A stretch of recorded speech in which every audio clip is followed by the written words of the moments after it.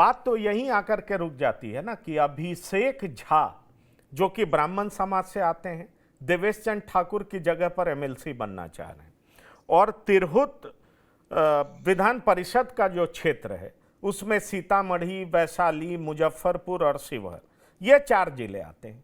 सवाल ये उठता है कि आनंद मोहन ये कोशिश में लगे होंगे कि अपनी जाति का वोट वो ट्रांसफर कराएं और इसका श्रेय लें कि उन्होंने अभिषेक झा को जितवाया।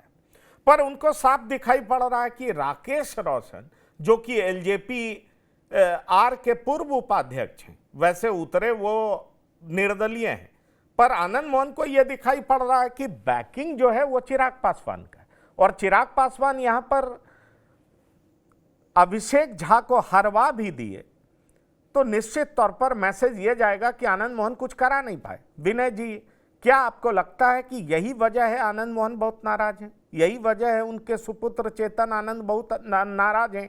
क्योंकि आप देखिए, स्थापना दिवस के दिन दीपा मांझी होती हैं, संतोष सुमन होते हैं, इन लोगों ने कोई बयान भी नहीं दिया है, और खुद चिराग पासवान कह रहे हैं कि स्थापना दिवस के दिन कौन कौन लोग आए थे, जेडीयू के कितने लोग आए थे, हम के कितने आए थे, बीजेपी के कौन कौन आए थे, ये देख करके पता लग सकता है कि हम एनडीए में हैं या नहीं हैं। पर सवाल यह है कि आनंद मोहन बनाम चिराग पासवान, वजह क्या आप तिरहुत विधान परिषद क्षेत्र देख रहे हैं?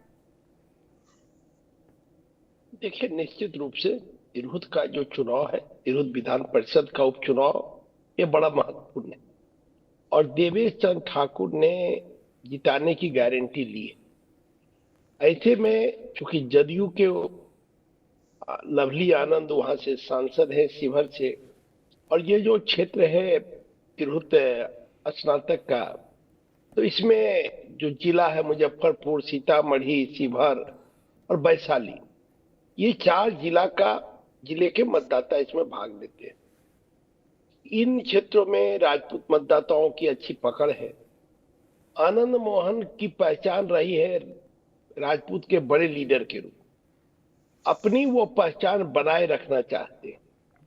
अगर किसी न किसी वजह से अगर जदयू का उम्मीदवार हारता है तो ये ठीकरा आनंद मोहन पर भी फोड़ा जाएगा कि भाई वो अपने जाति का वोट नहीं दिला पाए। तो मुझे लगता है अपनी लोकप्रियता और अपनी अहमियत बनाने के लिए वो इस तरह की बात कर रहे हैं।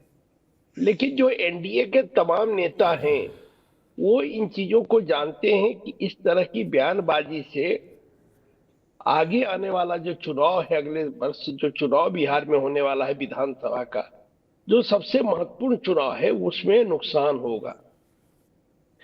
आज एनडीए के तमाम नेता एकजुट होकर अगर लड़ाई लड़ेंगे, क्योंकि बिहार की जो अगली लड़ाई है वो बहुत कठिन लड़ाई है, उस लड़ाई को जीतना सबसे बड़ी प्राथमिकता होगी एनडीए गठबंधन की। और उस गठबंधन में एक चमकदार चेहरा आज की तारीख में चिराग पासवान है। इसको तमाम दलों की, जो एनडीए घटक दल के तमाम नेता है, इस चीज को समझते हैं। तो इसलिए आप देखिएगा कि आनंद मोहन की बातों को समर्थन उस प्रकार नहीं मिला। इवन कई लोग तो नसीहत भी दे दिए। इस तरह की बातें, जदयू के ही एक नेता का बयान हम देख रहे थे, पूर्व मंत्री थे आरा तरफ से, तो उनका बयान था कि इस तरह बचना चाहिए, इस तरह की बात नहीं होनी चाहिए। और चिराग पासवान ने भी कहा कि भाई चेतन आनंद एनडीए को मजबूत करना चाहते हैं या क्या करना उनको बताना चाहिए।